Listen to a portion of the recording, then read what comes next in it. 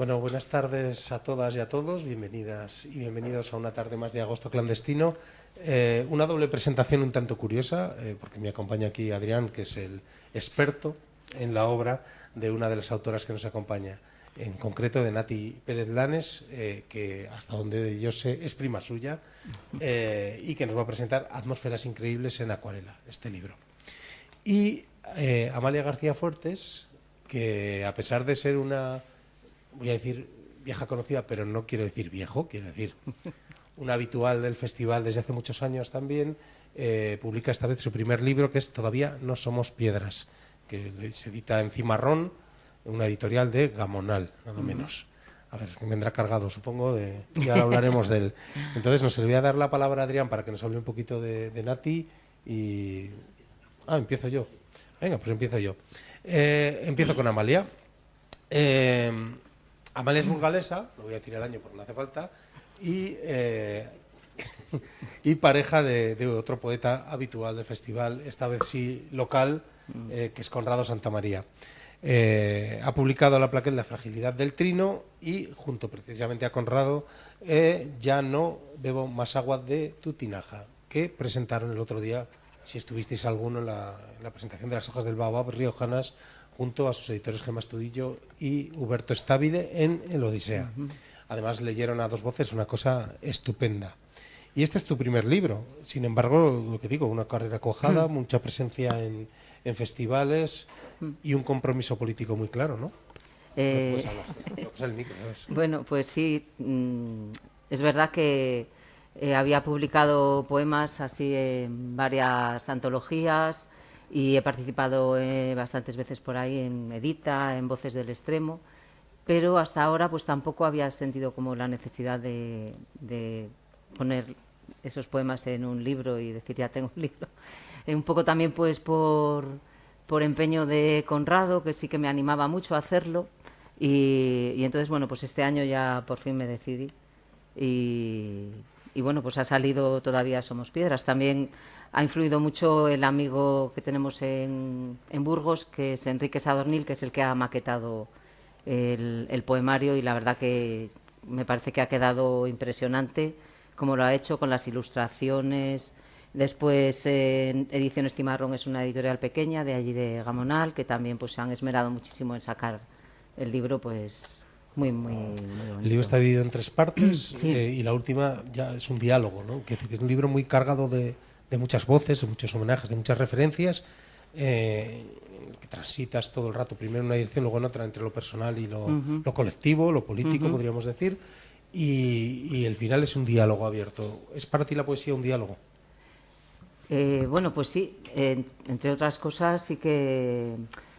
Por una parte, para mí, la poesía pues me parece que es como una indagación, un proceso de indagación en lo que somos, en las cosas que nos van construyendo, porque claro, todos nacemos dentro de una sociedad, dentro de una familia, en relación con otras personas. Entonces, bueno, parto la primera parte, que se titula La fragilidad del trino.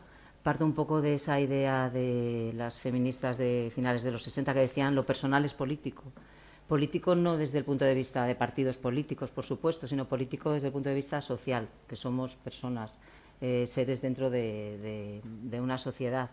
Y en ese sentido, pues esa idea de que en realidad en todo lo que somos y lo que nos ocurre siempre hay esa parte de influencia de lo externo, de lo social. Y entonces esa primera parte trata un poco de indagar en eso, en cómo, qué elementos nos van construyendo como personas y por qué sentimos de la manera que sentimos o por qué pensamos de la manera que pensamos. Esa es la fragilidad del trino. Y luego la segunda parte, que sería No puedo respirar, lleva el subtítulo de lo político personal.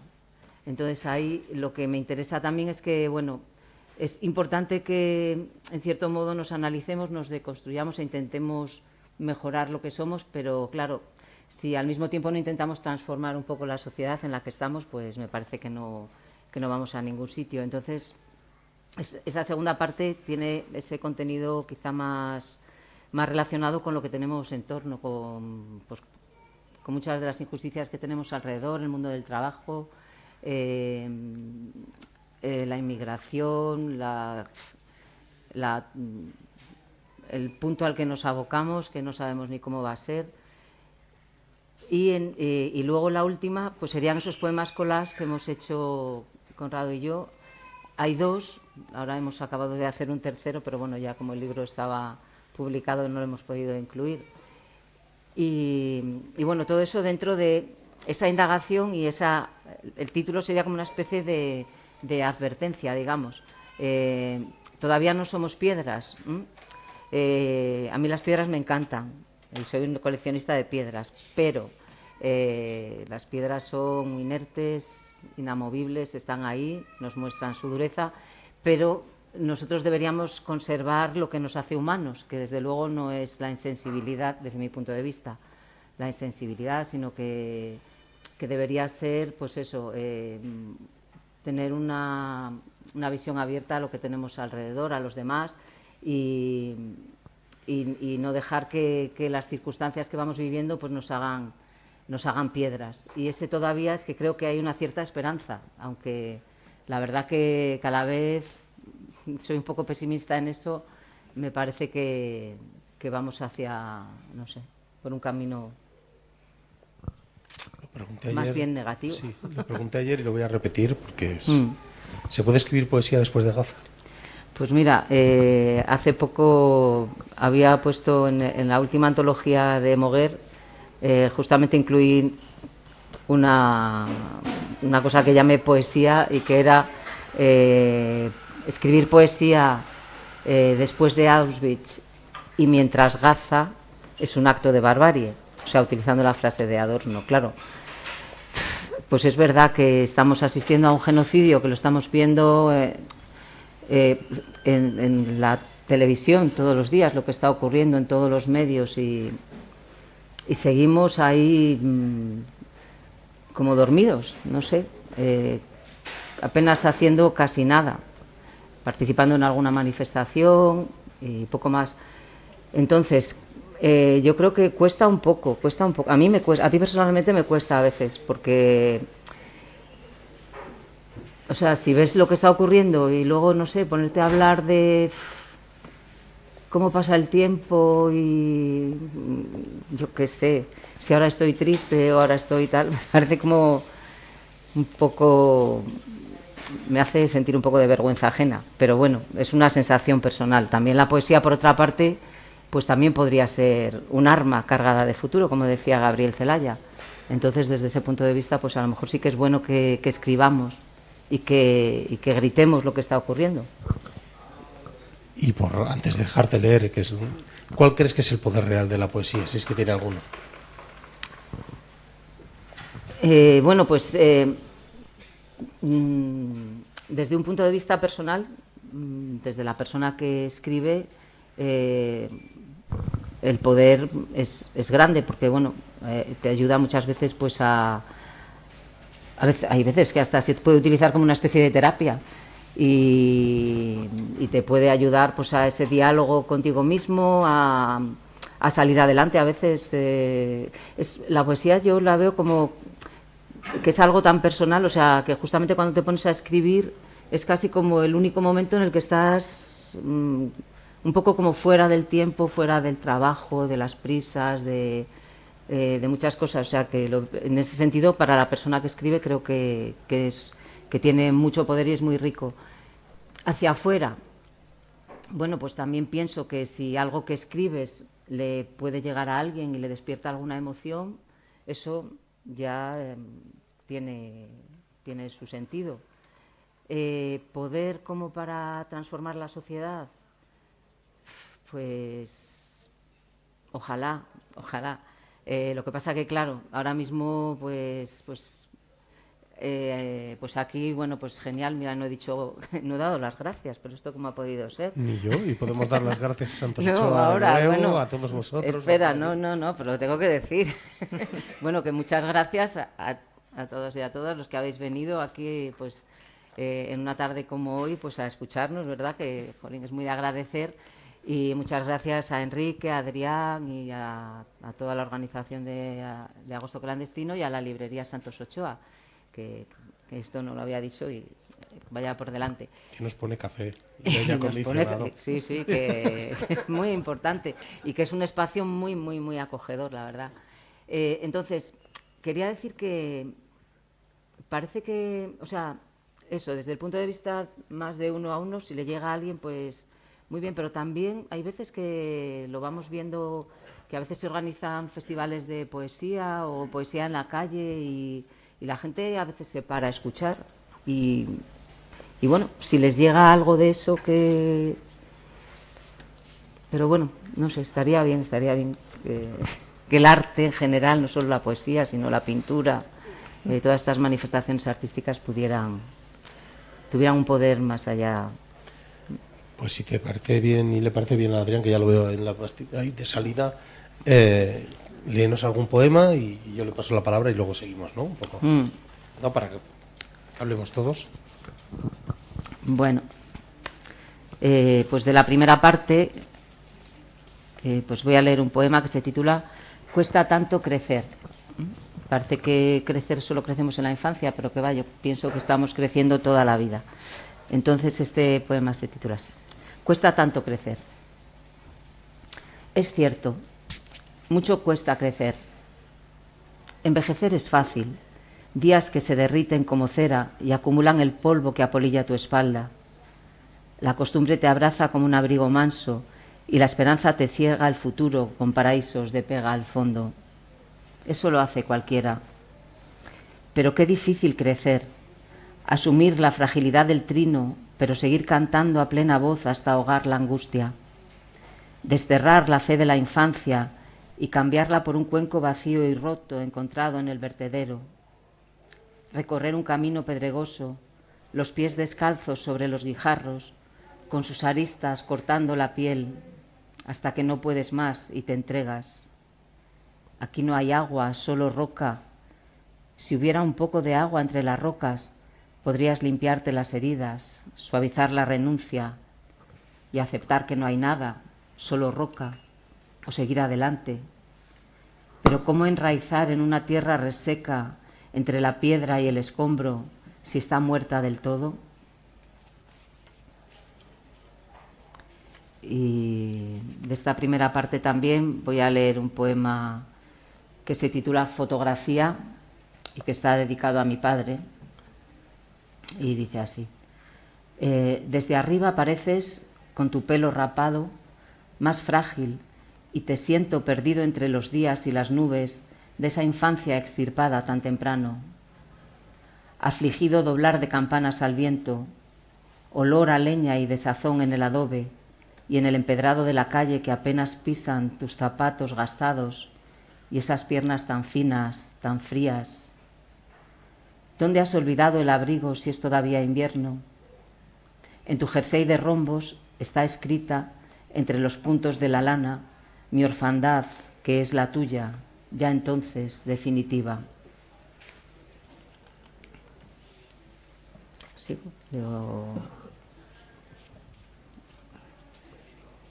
Leo...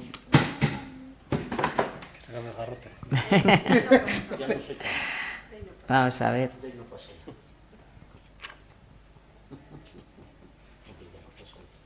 De la segunda parte, pues voy a leer un poema que se titula En color salmón. Las páginas económicas de los periódicos son de color salmón, ¿no? Por eso lleva este título. Y este poema le he puesto como dedicatoria para Eric Garner y George Floyd. En 2014 Eric Garner fue asesinado por un policía que le colocó la rodilla en el cuello y lo mató. Y él murió diciendo no puedo respirar, no puedo respirar. Y luego en 2020 pasó lo mismo con George Floyd. Y a mí las dos cosas me influyeron mucho. O sea, me impactaron mucho y también lo relaciono con el sistema en el que vivimos, que realmente tampoco nos deja respirar, ¿no? La precariedad, la gente que no tiene casas, hay mucha gente que está viviendo muy mal, ¿no? Las personas que tienen que desplazarse de país para poder vivir. Bueno, entonces, en realidad es para todos nosotros que, en cierto modo, de una manera o de otra, pues somos víctimas de este sistema económico. y se titula En color salmón. Y veréis que es muy diferente a los otros dos, el estilo y demás, a los otros dos poemas. El sistema financiero prescribe. El código nos hurta con ferocidad matemática el oxígeno. El capital asfixia con ganancias. Crecimiento sostenido o insostenible. No puedo respirar. Y 2014 es 2020. Todo está en tu interior, me dices, mientras la bota me oprime la cara contra el suelo, contra el sueño. No puedo respirar. 11 veces antes de morir. El capricho bursátil me aprisiona la garganta con desplomes aleatorios y certeras previsiones especuladas. Unos cigarrillos sueltos, un billete falso en la jugada, y los precios se despiertan al calor de la sangre, y el nicho se acrecienta ante otra tumba y otra tumba y otra tumba. No puedo respirar. Somos los damnificados, seres de desecho, clausurados por análisis de coste y beneficio, estrategias globales de valor, accidentes mortales, prevenibles. No puedo respirar. La demanda se deprime. ¿Dónde metemos a esos que nos sobran? Todos clientes en venta, efectos muy nocivos. Una dentellada a la espera de un nuevo ciclo de bonanza. No puedo respirar. ¿Por qué no asumir ya el riesgo de verlo todo en blanco y negro, de negarse a ver los grises? Muchas gracias. Venga, Adrián. Pues nada, buenas tardes. Pues nada, me toca ahora presentar a Nati Pérez Lanes, decir que es riojana, de autor, aunque reside en Pozoblanco, en Córdoba. Decir que ya tiene una trayectoria como pintora, en este caso, de acuarelas, pues bastante dilatada, desde ya el año 98-99 que empieza a hacer ya sus primeras exposiciones. Podemos decir que aquí en La Rioja ha expuesto, además de en su pueblo que es Autol, también ha expuesto aquí en el año 2007, se expuso aquí en el Ateneo Riojano, Santo Domingo de la Calzada, pero también quizá además de compartir y realizar diferentes exposiciones por todo lo que es Andalucía, Barcelona, Extremadura. En el año 2012 estuvo en la exposición Eurostars Gaudí, Barcelona, en el Salón Internacional de Acuarela de Couset, en Francia, en la cual fue la madrina del salón. También la exposición del espacio RMM del grupo Hard Home en Madrid, en Ibiza, en el Círculo de Amistad en Córdoba, exposición Propuestas Compartidas en Añora, en Córdoba también. También en Calahorra, en la Sala Fundación de Caja Rioja. Bueno, podríamos estar aquí pues desde el año 98 hasta la actualidad, pues todos los años son diferentes las exposiciones que está realizando.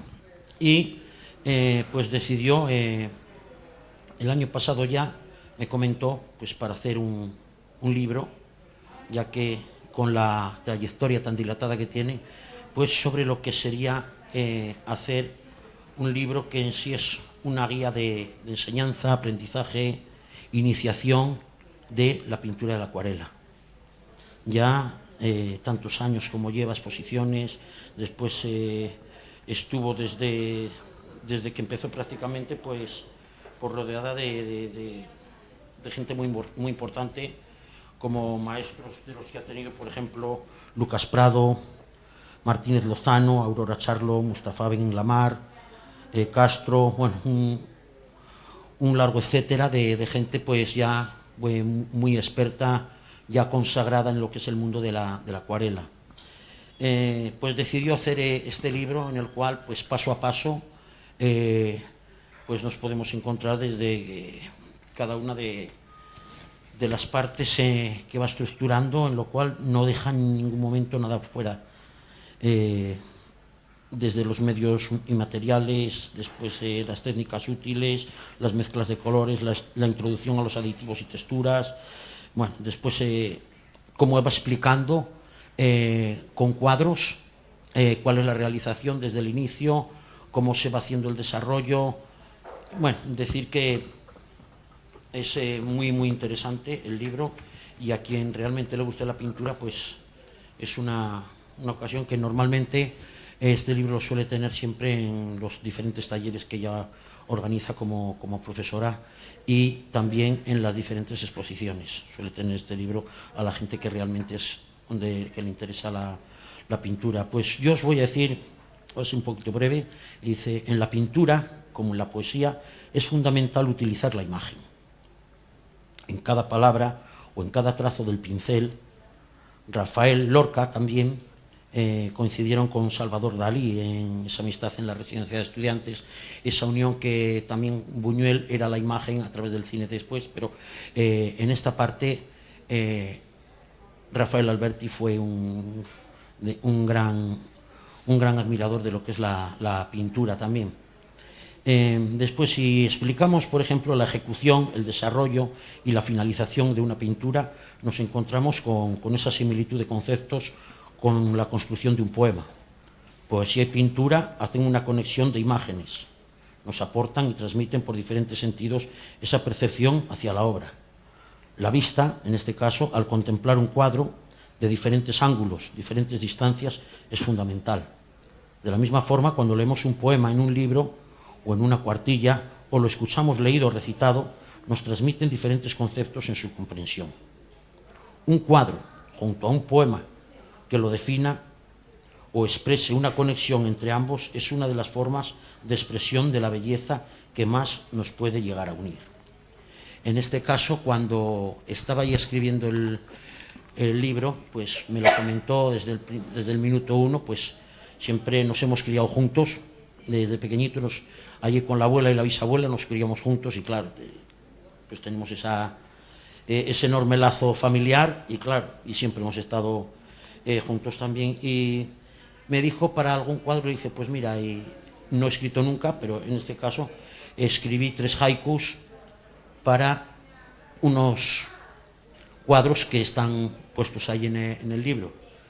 Y bueno, yo os voy a leer, por ejemplo, uno de ellos que dice, que es el primero: la bruma arroja sobre el acantilado todo su aliento.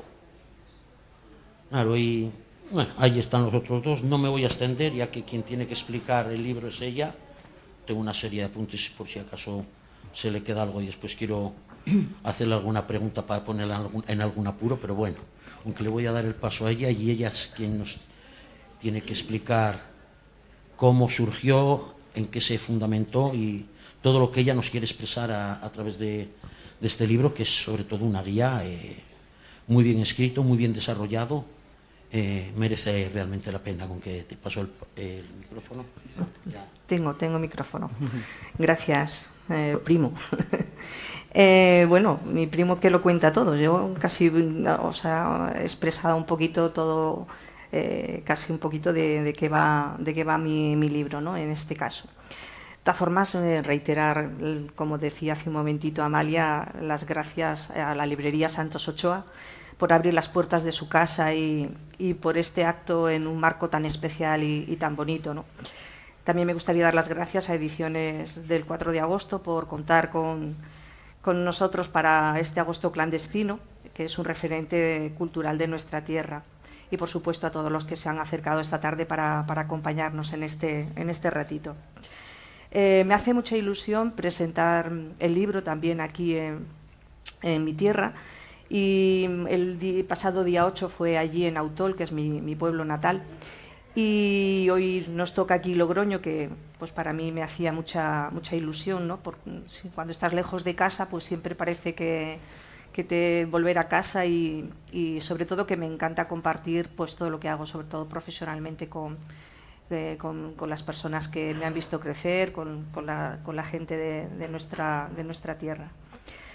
¿Por qué escribí este libro? Pues escribí este libro sobre todo porque después de llevar en el mundo de la pintura por más ya de 25 años y ver las características tan especiales que tiene esta técnica, ¿no? Que es un poco esquiva, un poquito dificultosa, y sobre todo al ver cómo mis alumnos muchas veces se veían abrumados por por los comienzos de cuando se acercan por primera vez a trabajar con la acuarela, me pareció interesante recopilar todas esas cosas que cuesta mucho tiempo de ir aprendiendo, y me pareció que era buena idea para hacer el camino más fácil a todos los que se acercan a esta técnica, ¿no? Es un libro práctico, es un libro visual lleno de imágenes, de fotografías preciosas que ilustran desde los procedimientos a pasos que contiene, que está hecho gracias al trabajo maravilloso también de MC Servicios Fotográficos, que también son de aquí, de nuestra tierra. Y también contiene, como decía hace un momento Adrián, pues unos haikus que están a pie de algunas de las obras que contiene el libro, que son una maravilla. Gracias, primo, por esa preciosos haiku. Nos vamos a encontrar, como él decía en el libro, pues una guía completa para acercarse al mundo de la acuarela en este caso. Toca desde los inicios, desde el conocimiento de los materiales más básicos y más convencionales, a luego también cosas como otros instrumentos y otras cosas que yo utilizo para pintar, como puede ser una tarjeta de crédito, como puede ser un cepillo de dientes, cosas que a lo mejor no son tan usuales y se desconocen, pero que nos pueden dar muchos recursos. Y sobre todo técnicas para controlar el agua, que en la acuarela son lo básico, lo principal para poder controlarla, ¿no? Y luego también incluye fundamentos básicos que son comunes a cualquier técnica, no necesariamente a la acuarela, sino a cualquier técnica pictórica, como puede ser, ha hablado de composición, hablo de la regla de los tercios, de los planos, de las líneas de fuerza, de valores tonales, de la generación de atmósferas, que es lo que da título a este libro en este caso. Y sobre todo contiene 4 paso a paso que vienen desde el boceto hasta la finalización de la obra, como antes comentaba Adrián, que creo que es algo muy valioso para el que necesita ir de la mano dando esos primeros pasos, ¿no? Como digo, creo que es un libro completo y didáctico y lleno de consejos que son el fruto de todos estos años trabajando de forma incansable con la acuarela, y que espero que ayude a todo aquel que se acerque a esta técnica, ¿no? Yo, sin más, pues muchísimas gracias por vuestro tiempo. Pues estamos ante una tarde un poco atípica, así que me voy a poner a hacer preguntas un poco atípicas también. Yo tengo una pregunta para ti, Nati. ¿Todas las imágenes contienen más de 1000 palabras? ¿Todas las imágenes? ¿Sabes que se dice siempre? Una imagen contiene más de 1000 palabras. Ah, bueno. ¿Tú crees que sí? Bueno. Sí, yo creo que sí. Una imagen a veces dice más que 1000 palabras. Bueno, puede ser. No, depende. Depende, exactamente. Depende cómo sea la imagen y lo que sugiere o qué es lo que da pie a poder vislumbrar, ¿no? Sí, depende. Y una para Amalia, ya por seguir con el chistecillo. Sí. La acuarela se construye a base de capas, pequeñas capas, ¿no?, que van dando cada vez más tono, ¿no? Bueno, puede ser o no. Sí, puede ser. Puede ser o no. Veladuras, ¿no? Veladuras. ¿Tú crees que en la paleta del poeta también está la veladura? Y si la puedes usar en tu poesía y la usas, que yo creo que sí. Hombre, a ver, yo no soy una experta en acuarela, para nada, pero me está interesando lo del libro, sí, para poder empezar a aprender. Pero sí, en la poesía es verdad que, claro, yo sobre esa frase de una imagen vale más que 1000 palabras, diría que estoy en contra de esa imagen, de esa frase, pero sí, bueno. Porque esa imagen puede existir. Sí, podría, o sea, desde luego las imágenes nos transmiten muchísimo, ¿no? Pero el lenguaje verbal, las palabras, no sé, creo que siempre dejan un poco más a la interpretación, a la imaginación, a la recreación. Pero bueno, tampoco tendremos que ponernos a comparar, estamos siempre como con la competencia metida en la cabeza, que no, que por una parte está la acuarela, por otra la poesía, y a veces se mezclan y ya está, ¿no?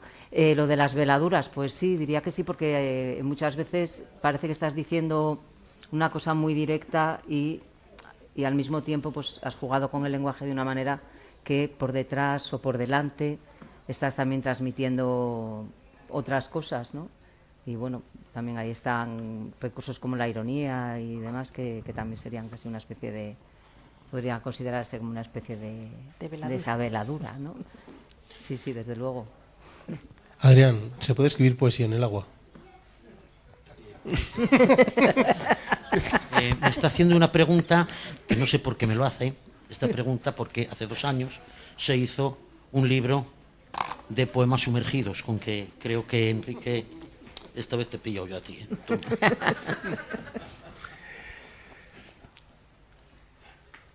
La poesía de tu primo y tu obra no es la primera vez que conviven. Has hecho portadas para sus libros y ahora él, sí, y Un pastor ante la muerte, los dos, ¿no? Solo Pastoreando versos. Sí. Vale, yo pensaba que los dos.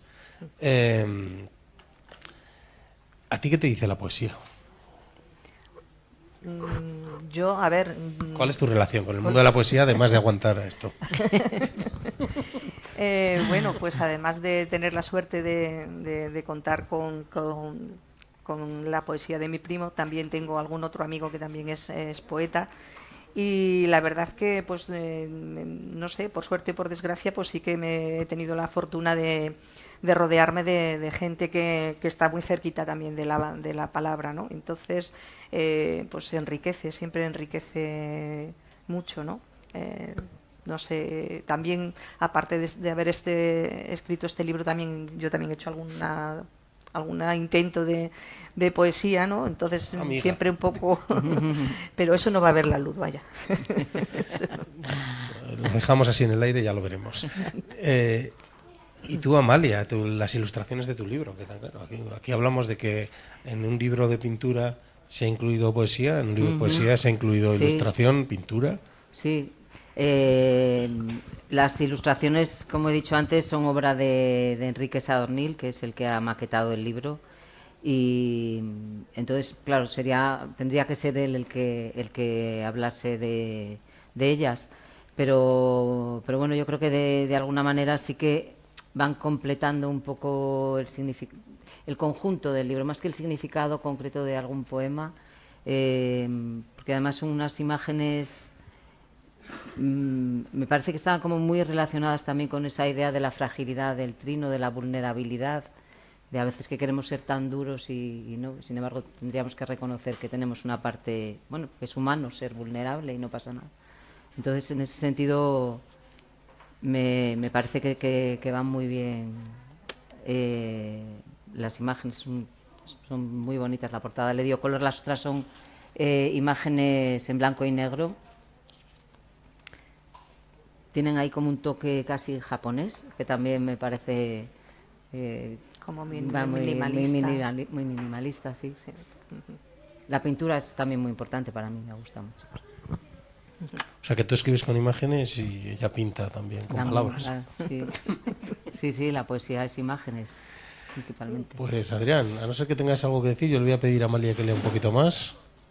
Pues nada, yo querría decir, por ejemplo, que respecto a lo que estamos hablando, en este caso en la acuarela de mi prima, que está aquí en este libro, pues por ejemplo nos podemos encontrar a lo que ella decía sobre las imágenes, que es, por ejemplo, paisaje, luz de la mañana, puerto en bajamar, paseo por el parque, tarde invernal junto al lago. Es decir, ya simplemente los nombres de los cuadros ya creo que están dejando bastante palpable lo que se está refiriendo, que son sobre todo esas imágenes de paisaje, que es lo que más suele hacer ella.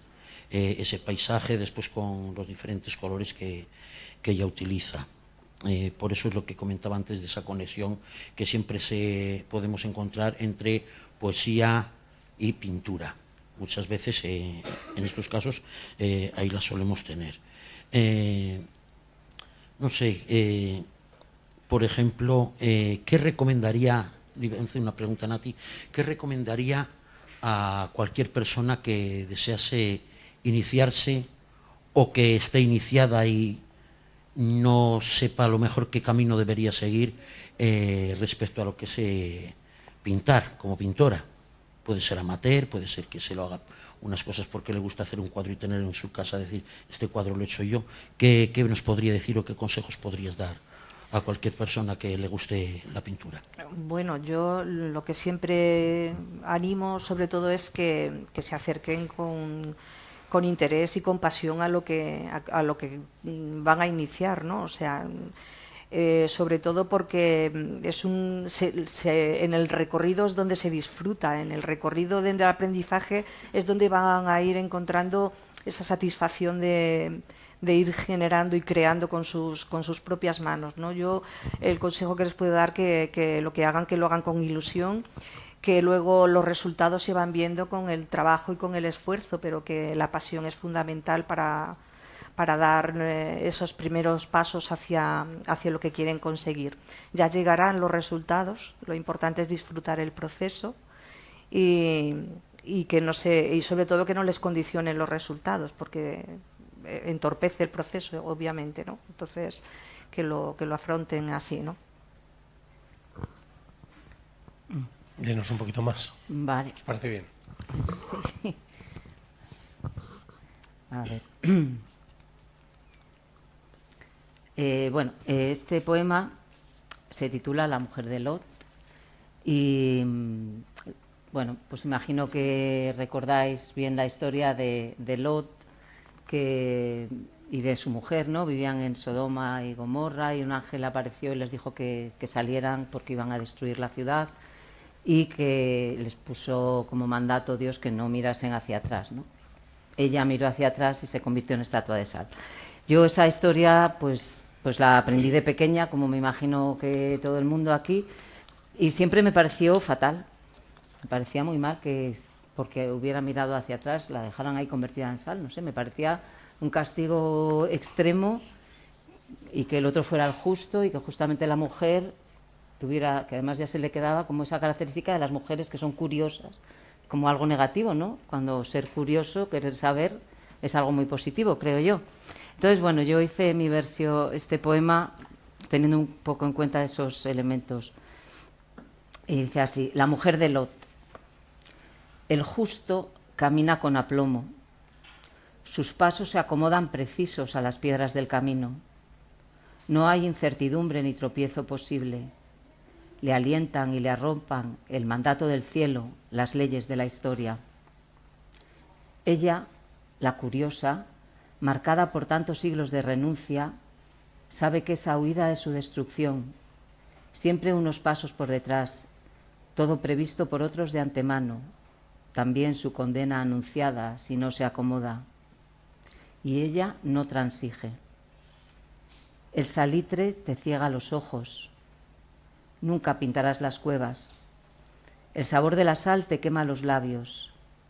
Nunca escribirás tus sueños. Las arterias bombean salmuera hasta tu corazón. No conocerás de qué están hechas las estrellas. De tu pelo se desprenden como pétalos delicadas escamas de sal que caen temblorosas a tus pies.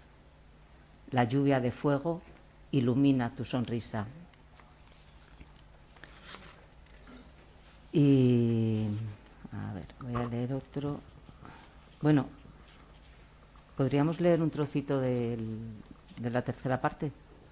En la tercera parte, que es los... Vente para aquí, Conrado. Estos poemas que... Bueno, la tercera parte se titula A dos voces. Espera un segundito. Sí. Te tienes que poner aquí con el micro para que te vean también. Si no, no sales. Un aplauso para Conrado Santamaría, por favor. Muchas gracias. En la página 83. Entonces, bueno, aquí hay dos poemas. Uno es Ya no bebo más agua de tu tinaja. Al centro. Ahí, tienes que poner ahí. Del que leímos un poco el otro día en la Odisea. Y el segundo, bueno, solamente vamos a leer las dos primeras partes porque es un poema largo. El segundo se titula Desconcierto a dos voces para un mundo enfermo. Y este es un poema que escribimos para un festival en el que íbamos a participar en Sevilla, que era Voces del Extremo por la sanidad, en defensa de la sanidad pública. Y entonces, pues, empieza Conrado. Desconcierto a dos voces para un mundo enfermo. Debajo de todas las camas de un hospital hay un glóbulo blanco atemorizado por la lujuria de los gerentes al que por las noches los desahuciados en corro le acarician el pelo y lo arrullan con nanas de algodón infinito. Hay un fonendoscopio oxidado que registra los latidos de la desesperación, el retintín frenético de las cajas registradoras, los últimos suspiros de quienes desfallecen en las listas de espera. Hay un diente de leche, una férula de nieve, un orinal enamorado. Nos hicieron creer que ya nada sería lo mismo y acosados por la incertidumbre, agradecidos, compramos el engaño, aplaudimos por decreto y nos limpiamos las manos disciplinadamente con el gel de la resignación. Al salir de la cueva meses más tarde, con las manos en los bolsillos y la costumbre habitando el lugar del desconcierto, comprobamos que una nueva máscara se acomodaba sobre la antigua como única variación. Nuestra creencia ciega en espejismos es lo que nos construye. Doblegados por el miedo, de ceguera en guerra marchamos, mudo ejército, a la espera del próximo reclamo. Fandangos de la bulimia. Me dicen que estoy enferma porque me harto y vomito y me hinchan de recetas, que purguen al señorito con bulimia de monedas.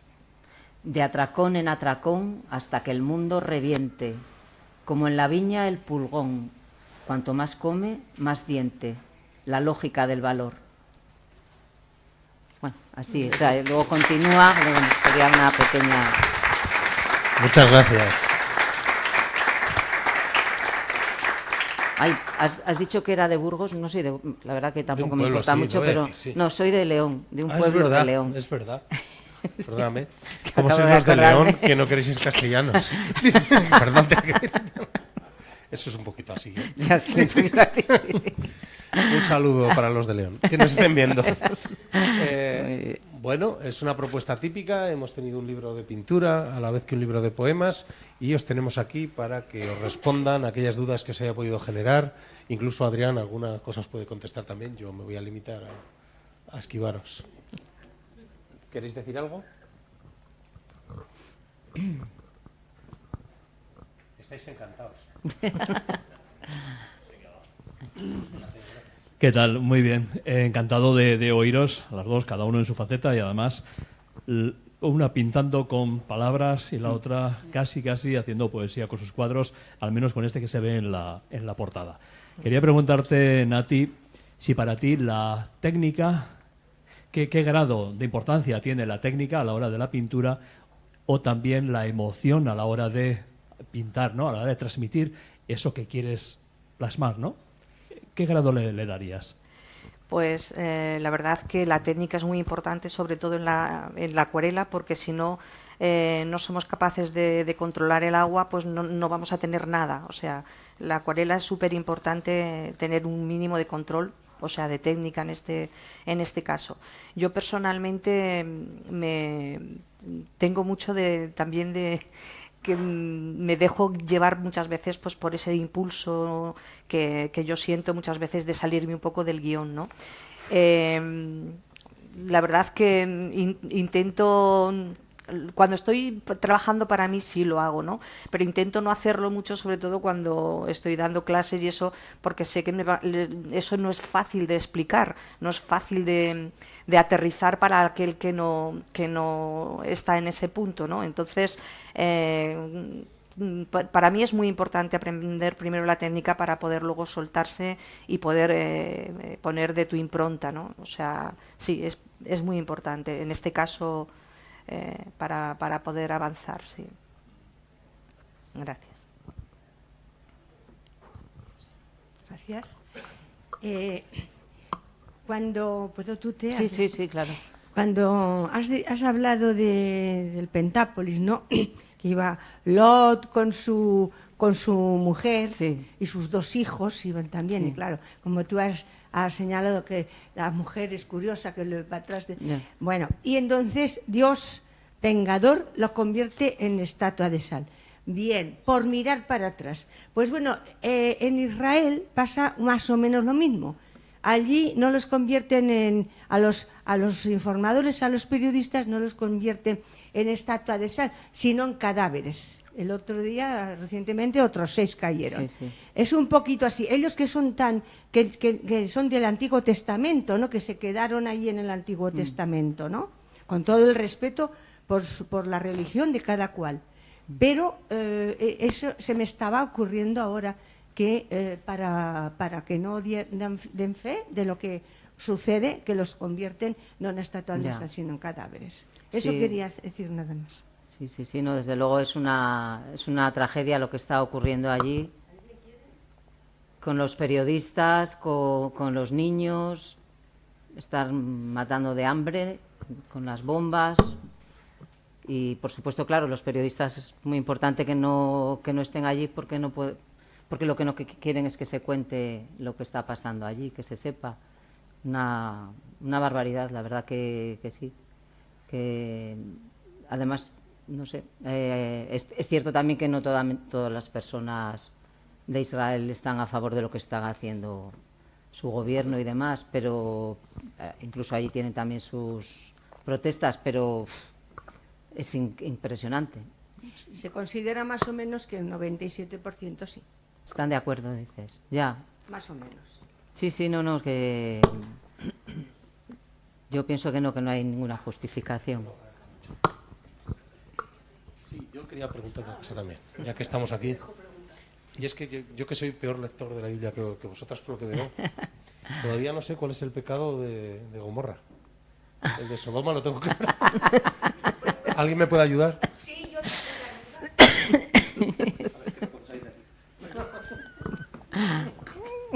Pues porque se convirtió aquello. A ver qué vas a decir. Les voy a decir lo que es, lo que está escrito en el Antiguo Testamento, que se convirtió aquello pues en un espacio así como de sexo desenfrenado. Sobre todo fue por eso, que eran muy pecadores con pecados carnales. Los dos. Sobre todo era por eso, que Dios los castigó, entre otras cosas, pero sobre todo. Bueno, pues no te preocupes que... Por si hay alguna práctica que aprender. Bueno, a ver, yo no sé qué prácticas tendrían aquellos, no lo sé. No lo sé. De Sodoma ya Sí, ya nos sí. ha dado un baile tradicional. Sí. Bueno, pues nada, ya le he aclarado.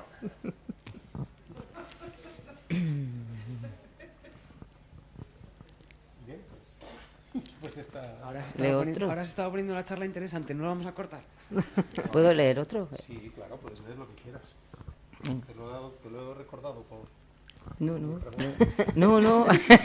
pero digo, bueno,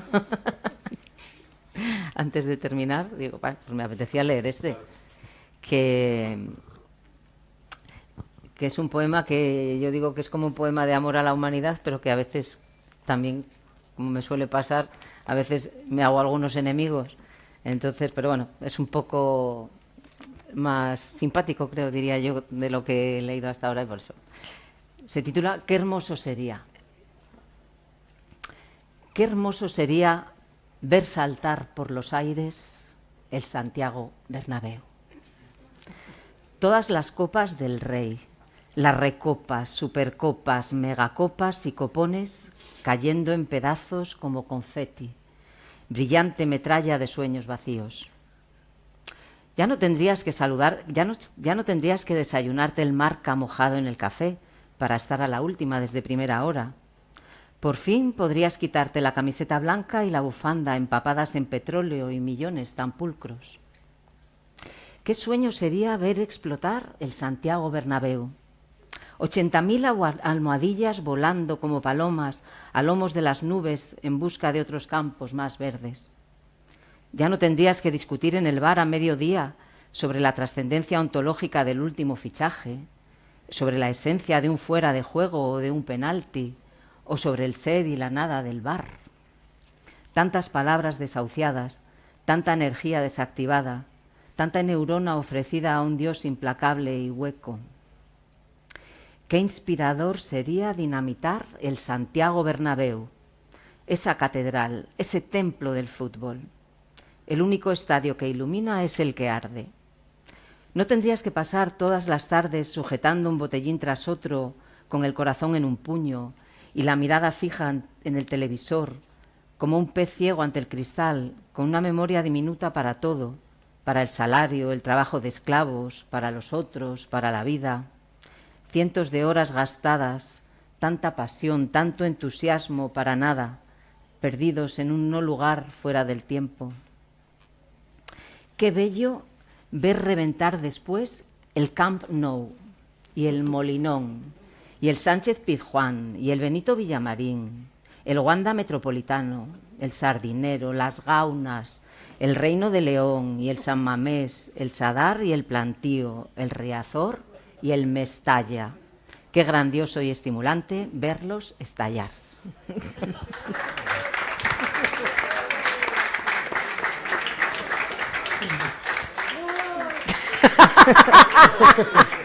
Gol en las Gaunas, efectivamente. Bien, a ver, os voy a hacer un resumen de la tarde porque esto va así. Nos hemos metido un poco con Israel, nos hemos metido con los católicos también, porque el Antiguo Testamento también es... Nos hemos metido con el fútbol. No sé, estamos haciendo amigos. Sirve la poesía y la acuarela para hacer amigos. También.